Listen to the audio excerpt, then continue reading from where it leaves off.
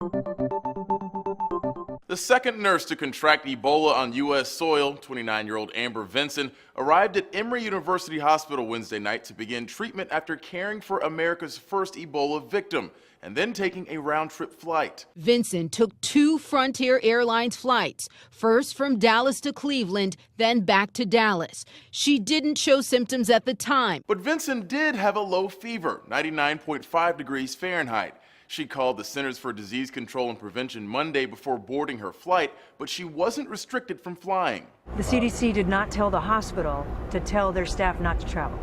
The staff that was under self-monitor. CDC Director Tom Frieden said Wednesday Vinson should not have flown, but considering her fever and the fact that she treated an Ebola patient, how exactly did she make it on a plane? The person at the CDC looked at a chart, and because her fever wasn't 100.4 or higher, she didn't officially fall into the group of high risk. It's uncertain what sort of protocol was in place before Vinson or Nina Pham tested positive for Ebola, but Frieden added Wednesday, "We will, from this moment forward, ensure that no other individual who is being monitored for exposure undergoes travel in any way other than controlled movement." While Vinson is receiving treatment, health officials are urging the other 132 passengers aboard Frontier Airlines Flight 1143 to call the CDC. Also Wednesday, an official at Texas Health Presbyterian Dallas Hospital admitted the hospital made mistakes in its care for Thomas Duncan.